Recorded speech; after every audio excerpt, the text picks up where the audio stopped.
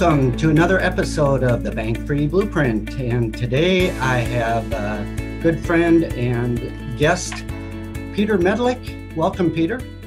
Hi, Tom. How are you today? I'm doing great. Thank you. And so, Peter, you have an interesting story, your start moving here from Germany, basically moving here with nothing. I think it was back in 1991, you said. Yeah. And you're a photographer by profession. But you started some of your real estate investing back in 1991, and now you've been doing multiple different strategies. And it'd be great to hear from you and kind of maybe give a little detail about your background. Yeah, absolutely. Well, first of all, thanks for having me on your podcast. Means a lot to me. Yeah. My stories, I came in 1991 to New York because I wanted to, brush up on my English and, I just explore the world a bit better. Mm-hmm.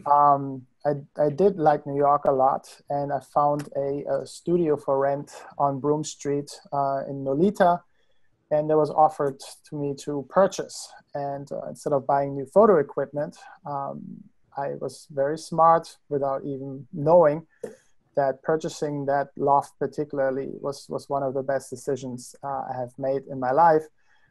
Because I was able to buy it in 1997, and then I was able to rehab it, rent it out for a while, and then finally sell it in 2013. Oh, okay. I can imagine there's a little bit of price difference between your purchase price and sale price. Yes, it was today still one of my better real estate deals, where the equity built up from in those 6-7 years quite a bit. It's actually 3 times more I sold it for than I purchased it for. Wow. And even now when you sold it, I bet since you sold it until now, it's probably gone up substantially again. Probably because it's a nice neighborhood. It's close to Soho. It has a lot of, it's close to the famous restaurant Balthazar. Whoever knows downtown Manhattan probably knows the area as Nolita, or north of Little Italy, which is what Nolita stands for. Ah, gotcha. Yeah, I've been there. I've been to New York a couple of times. I enjoy it. I think it's a great place to visit for a while. I don't know how long I'd like to live there, but it's a great spot. It's great to live there for maybe 10 years when you're in your 20s or early 30s. But right now, I don't really have any desire to move back. But very importantly, I did meet the love of my life, Eva Medlik. Yeah, I was just going to mention that. You and your wife have been doing a lot of investing together, but yeah. Yeah, which she really is the driving force behind everything else we've done in the last couple of years. Mm-hmm. That seems to be the way a lot of the women in relationships are. They lead the path for us, right? Yeah, they do, and she's the one that makes the decision to purchase, and then I usually come in and and finish strong. Yeah, great. How we roll. Wow, well that's great. Well, hi Eva, when you're listening to this, I wanted to say hi. And by the way, I'm looking forward to when Eva is able to join us on one of our podcasts as well. So that'll be coming up in the near future. So maybe Peter, could you just describe? You're a landlord. You do fixed flip. You're a private money investor, sort of a private money lender, depending on whether it's a joint venture relationship or a borrower-lender relationship. Could you maybe describe a little bit about those 3 aspects of real estate investing and how you selected them, and maybe then bounce off share a little bit about the things that you like about certain aspects of the different strategies and things that are a little bit more of a challenge, just so that our listeners can get a feel for maybe somebody's starting out new and just try and fill in the gaps a little bit for potentially new investors. Yes, absolutely. As I told you, my first investment was the loft in New York, and I knew I had a good deal on my hand because I was seeing what the neighbors were selling their similar apartments for, and I knew I had equity. I just never really knew what to do with it. So through our training, it was suggested that we leverage real estate into, instead of just selling and cashing out, into other vehicles. So that's how I became a landlord with what's called a 1031 exchange, once I sold New York. And so we were able to buy properties in 3 different states. We picked Washington, D.C., Florida, and nearby where I live, California. Okay. Yeah. And So, then from there? so there's 3 really different scenarios. One scenario is a duplex in Washington, D.C., which it's when it's managed well. We really enjoy the monthly cash flow without us really ever having to do much. Just once in a while, an email or phone call from the managers, which was something I can't stress enough. It's very, very important if you get into the rental business, have a good manager on site that will field the calls and take care of all service maintenance. Mm-hmm. If you needed evictions or anything related to tenant issues, Mm-hmm. that's how you can really free up time, enjoy your life, and not just always be on call for your properties. Yeah, especially if it's somewhat remote or quite remote, like it is in your case, where it's really important to have some boots on the ground where they can really see what's happening, see what's going on. Just on that point, there's also, it's really valuable to understand how to manage the managers.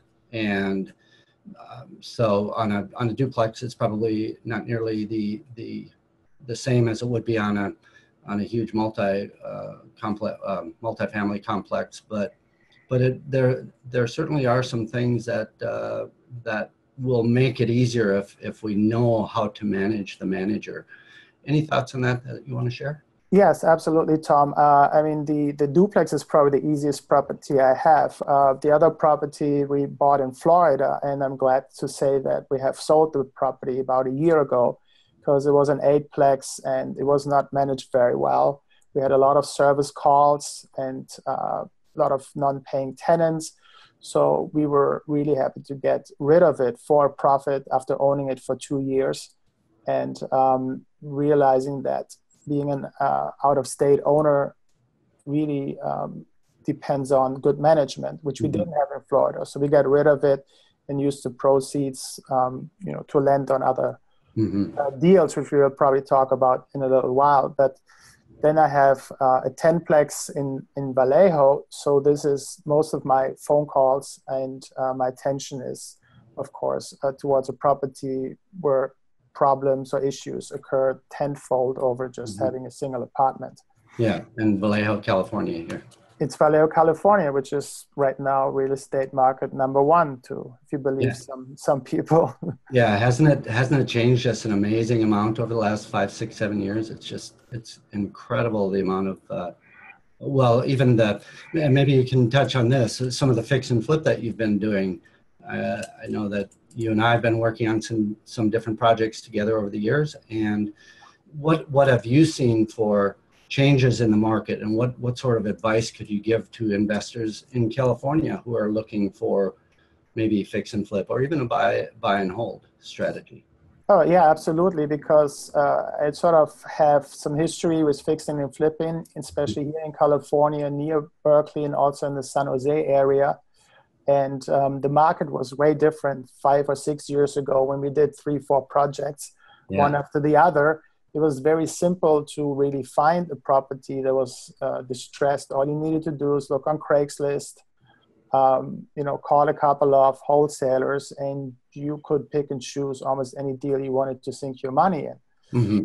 Problem at that time is that a lot of the, some of the lenders we approached, they wouldn't see the future value of the property the way we anticipated the value. So it was a little bit more difficult to get to the funds needed to continue the project. And right now the table has turned where, money seems to be more widely available, but finding the deal is almost looking for the needle in the haystack, because there's a lot of people out there bidding a lot of money on fixers or even tear downers that is way beyond what any normal investor is willing to pay. Yeah, it's really a case of supply and demand. I mean, a classic case. It just when I remember when hard money was really expensive. Now it's still expensive, but the points have come down drastically. The loan to values have gone up substantially on standard hard money, and so that's been really interesting. How much that has changed over the just a few years. The other thing is that what I've seen, and tell me if you've seen the same, and that is that when it's a tight market like this, the people that you end up competing with are people that are many times just going to fix up the home and live in it. And so there's that aspect of, well, because I'm going to live in it, I don't need to create that as much of a margin on a fix and flip. And so that's really what you end up competing with at this point. And it isn't a sustainable model because there's not enough margin really to make them work. And so we end up competing with a lot of the homeowners, which is fine, but it just makes for a really tight market. Is that what you've found? Yes, especially here in the San Jose area, it's really amazing how many people go to open houses and look at properties that almost not worth fixing. It's really has come down to what can I do with this particular parcel, this piece of land, this lot. Yeah. Is it big enough for me to build a 2-story house and a so-called ADU and another dwelling in the backyard to really maximize your profit in square footage? I think at the current market situation here in California, just to, let's say, paint the house, change the bathrooms and kitchen is really not enough anymore for a fix and flip or so-called rehabber to really make enough profit. Right. Yeah. So you were in our office just recently, and the project that we were looking at, it was in Willow Glen, and I mean, it'll be interesting to see where the numbers go on that. But it takes a lot of work to find those deals that are going to cash flow. In this case, it was a situation where we were looking at potentially a tear down, right, and tear down and maybe a rebuild. And so you've been working with some contractors as well. Maybe we can just touch on that a little bit, just a little segue into the idea of you had some creative ideas with sharing profits with some of the contractors. So maybe we should go down that path a little bit. Yes, because a lot of contractors believe that they do all the work, especially the good contractors that will deal with all the issues related to the house, be on time, on budget, keep the job site clean. I mean, there's many issues that you never really know how a contractor works until you actually visit one of his ongoing construction sites, which I'm probably going to be doing after this interview. Check on somebody that I consider for a future project, and see that they're reliable and not being drawn into 5 or 6 or 8 different projects. That they give your project the attention that you think you deserve, because the largest part of your rehab project of the funding will go to the contractor. But other than maybe the purchase price of the home, but yeah, it's definitely besides that, yeah. Contractor. And so this ties into a little bit of what I share in the book about creating an alignment of interest, where collaboration, aligning the interest, making sure that everybody is pulling in the same direction. The closer that we can get that alignment, and so that basically everybody's covering each other's back, because the better the project does, the better everybody does.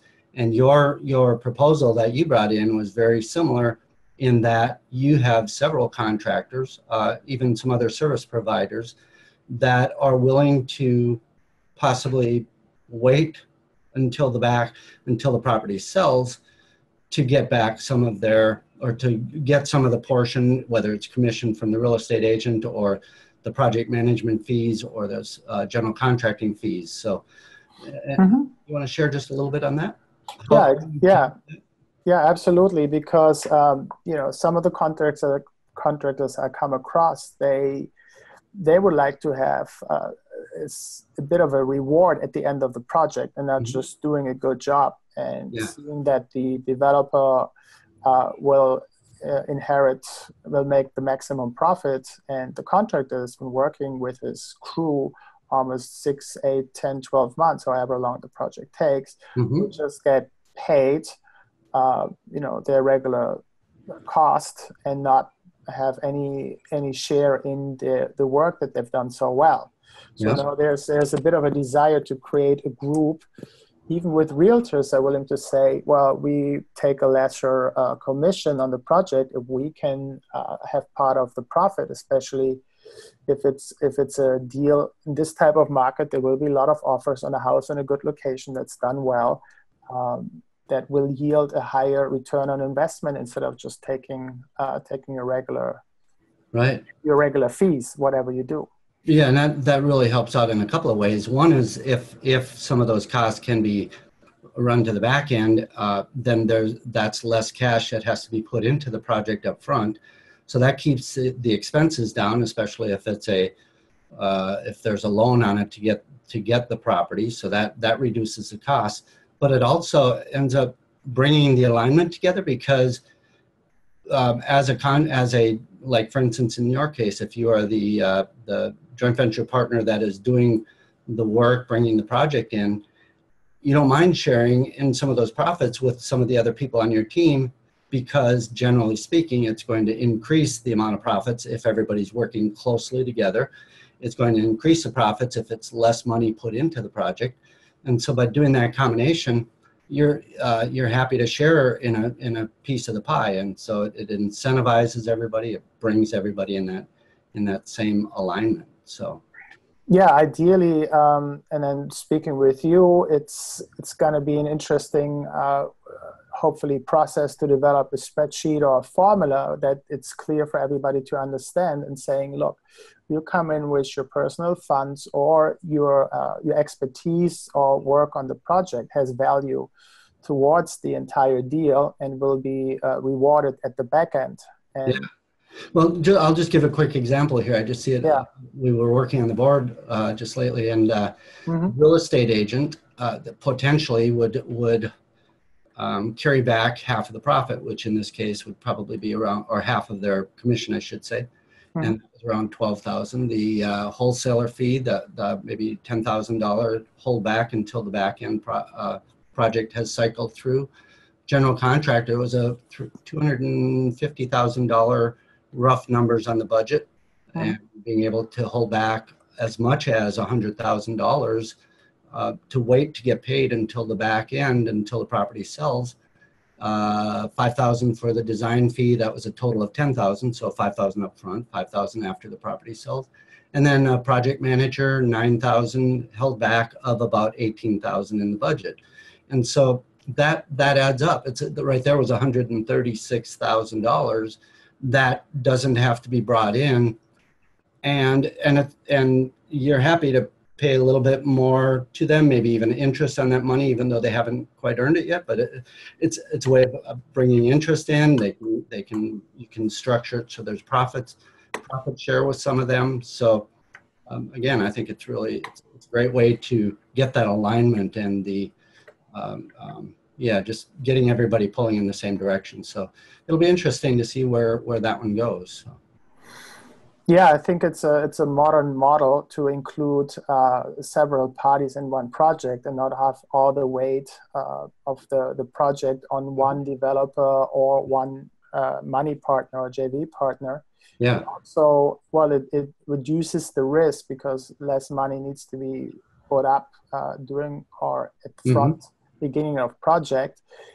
And you can also maybe, if you come across 2 or 3 projects all at the same time, because you never know when that really happens, you can do multiple projects with the same amount of liquid funds you have available at that particular moment. Yeah, so you're bringing less cash in as the active investor or the developer partner, but you're able to maybe do a couple more because of that. And so Yeah, so like you mentioned, Peter, we're in the process of working on some spreadsheets, some analysis sheets. So hopefully down the line here, we'll be able to share some of those with some of our listeners. And I think it's a great way to do it. I've always believed that there's, if you can sit in the middle, and be the call it the facilitator of a deal. And if somebody's bringing the money on one hand, somebody's bringing a majority of the money on one hand, and somebody's bringing the deal on the other hand,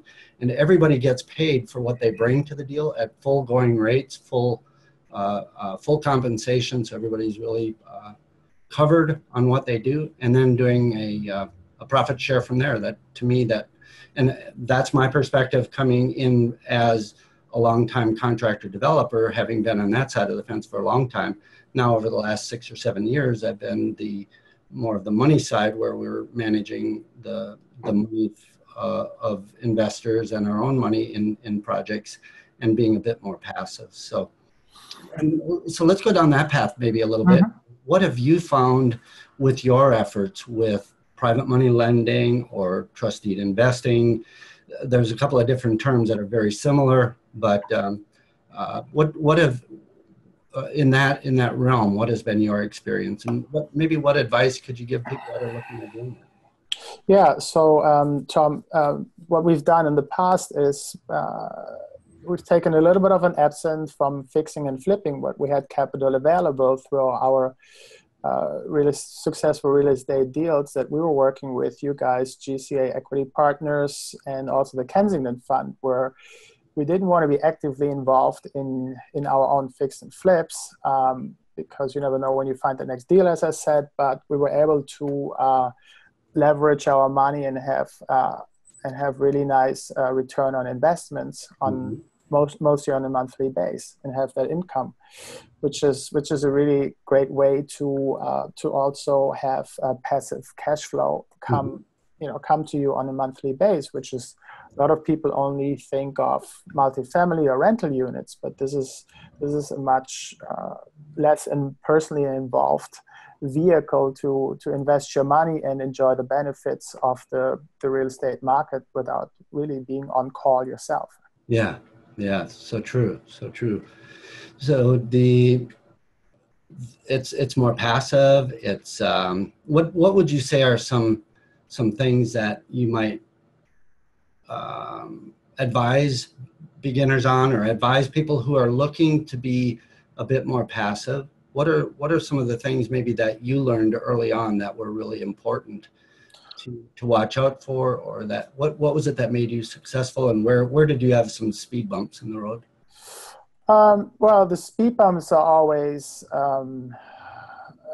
analyzing a deal and trusting your numbers, of course, but this comes with experience and really having a so-called power team surrounding you with really knowledgeable people. So it's, of course, for anybody starting this business, don't spend all day long analyzing numbers and neighborhoods and deals and comparables in front of your computer. What you really need to do is limit that to maybe 10 or 15% of your time, not more than that. Get out there, meet people, walk the neighborhoods, and if you have already some money saved up, do your homework, invest with people that know what they're doing, and look at their track records. And in your case, it's very easy to get to know you because you do your monthly meetups every Tuesday in the San Jose area, and of course, your excellent podcast. So this is how I feel comfortable.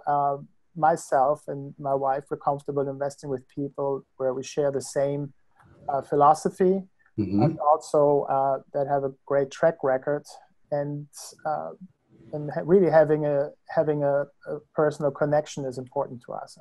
Yeah, and what I also like is the fact that you're diversifying. You're not getting so distracted by something that's way out there, but you're doing fix and flip and lending, and then the multifamily long-term play. All of those three, they can actually be merged into one project in some cases where you're really creating, maybe it's a fix and flip triplex or duplex or something, and you end up getting it upgraded and you turn it into a long-term fix and flip, and I'm sorry, a long-term buy and hold. And so there are some really creative ways of doing that. And so I like the idea of the way you diversify, but yet you stay within still that basic area of real estate investing. So any let's see, what would you give advice to others as far as the private lending piece of it, or the trust deed investing? One of the things that I've found over time is that there are some people who will, and you just alluded to this, some people who will spend a lot of time just spending 80% of their time in front of the computer doing the analysis. And there are other people who will just go on a wing and a prayer and invest. And so, what has been your experience with that? Well, all our investments with you guys and some of your trusted service providers have been very good. Yeah, but let's say that someone listening would like to, they've got an uncle, or let's say the uncle has a friend, has a nephew that is a good contractor, has a good reputation, and but they want to work together, and the uncle wants to help out. But any thoughts on what that relationship should look like, or what? I mean, there's something to be said about trust, but at what point do you, trust but verify? And exactly. Really, it's a matter of helping the nephew out too, because the uncle wouldn't want the nephew to get into anything that's unsafe either. So, well, we have helped other investors with available funds to join us in in sharing in on the profit of those deals, where we accept outside money, so to make multiple deals happen at the same time.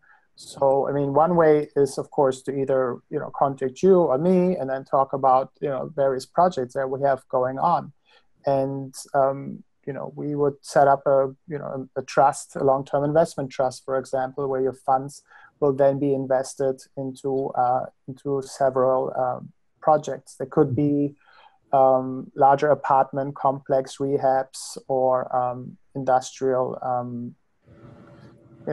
endeavors. Yeah. So it's probably as much about relationships, getting to know the people, getting to have that the trust and track record, all of that. So you had not so long ago been involved with a little TV reality show, you and your wife. Can you just share a little bit about that? So apparently I wasn't born in this country, but I have enjoyed probably half my life here. I was born and raised in Germany, in the beautiful city of Cologne. But the place I personally like going to, and I also have relatives living, it's Berlin, the capital of Germany. And it's my favorite place, one of my favorite cities in the world, especially in the summer. The winters are not so nice, especially after living in California for all those years. Great city, great people. And the idea was to purchase an apartment or some sort of real estate back home. And this is one of the few deals I made on being emotionally attached to the property, because it's for when Eva and I go back to Germany. The idea is to really split our time and have a couple of months a year in the summer, have a place to stay. But what happened is we also send in a promotional video about our life in Berkeley, and that we're currently looking for a place in Berlin 2 years back. And then the TV show House Hunter International picked up on our story.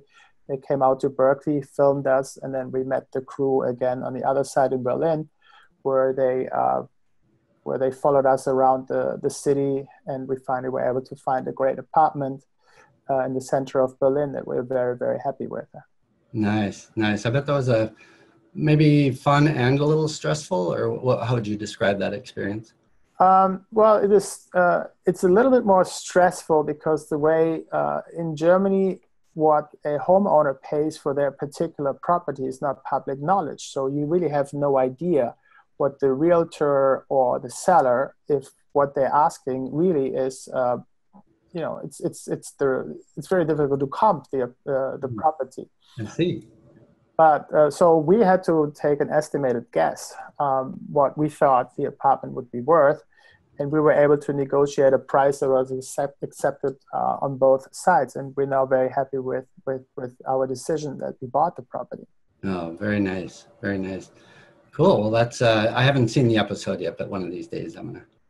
Yeah, we never know when it airs, but we'll invite you over, and we have it on our computers. And All right, that sounds good. It's quite a nice story. Great. And so for listeners, any favorite book or any favorite resource for bringing for getting to that point? Let's say that an active investor or somebody wants to do a lot of deals or wants to get going on that end of it, or maybe somebody has money to invest in deals. Just because you've got that wide range array of the multifamily and the fix and flip and the lending portion of it, what would you recommend for reading sources or websites, or any types of resources that might be out there?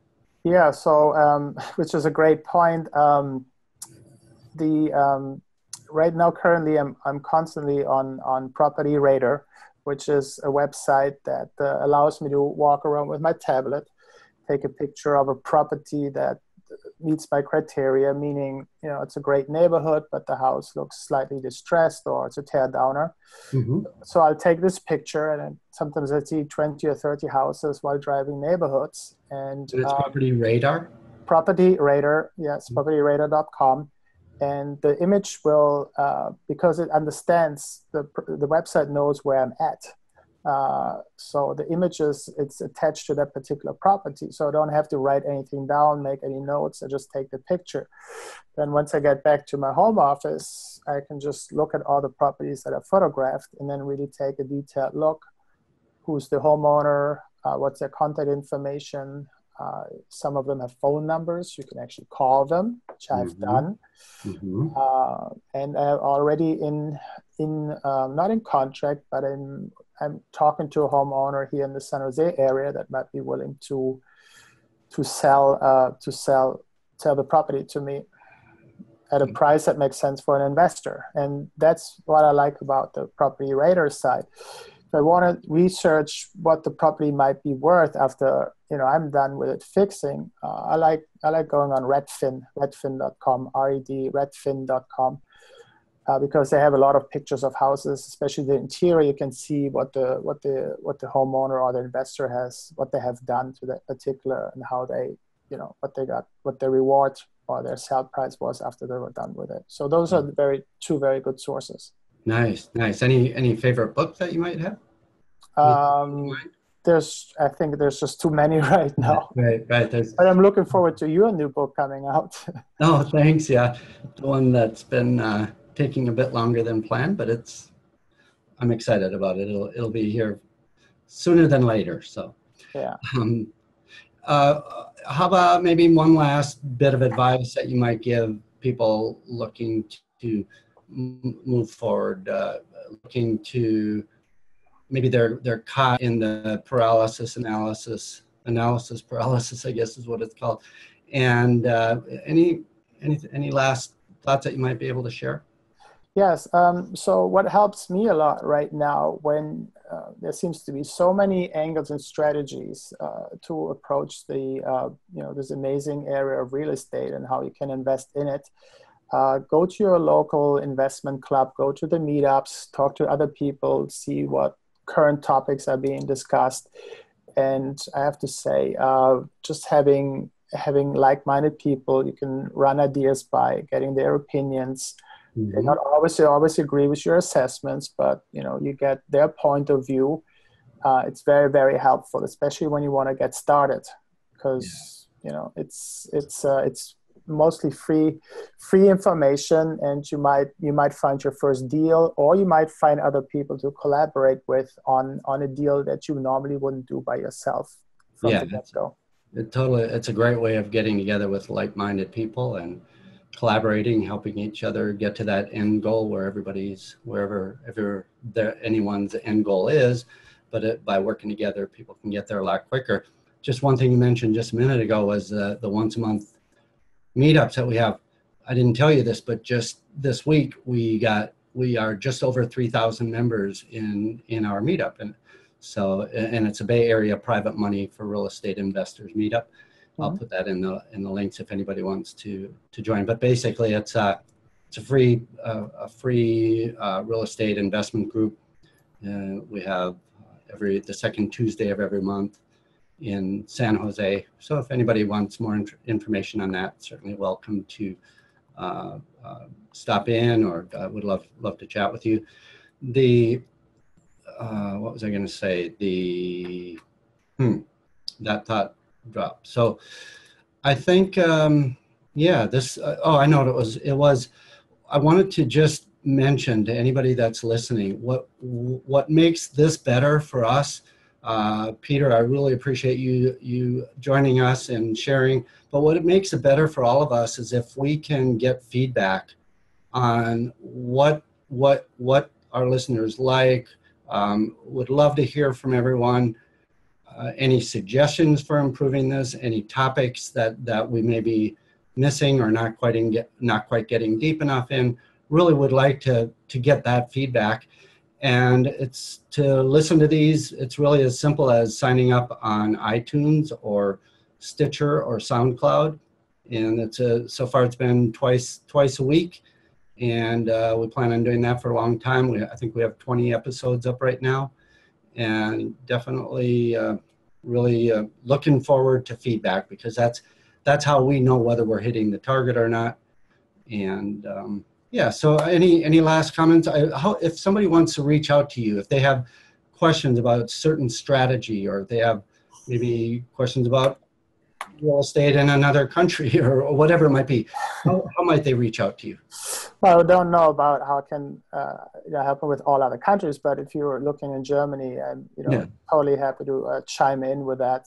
Maybe the UK. I have some friends in the business over there, but you can. I think the easiest is just to shoot me an email, which is thehaystongroup@gmail.com, which is the Hayston Group, HAYSTON @gmail.com, and I'm Peter Medelek. Okay, great. And it's THEHAYSTONGROUP.com, right? Correct, yes. We'll put that in the show notes as well, so if anybody's driving, don't worry about trying to write it and drive at the same time. So, Peter, I really appreciate you taking the time. Love the fact that you were able to join us, and looking forward to working together into the long future.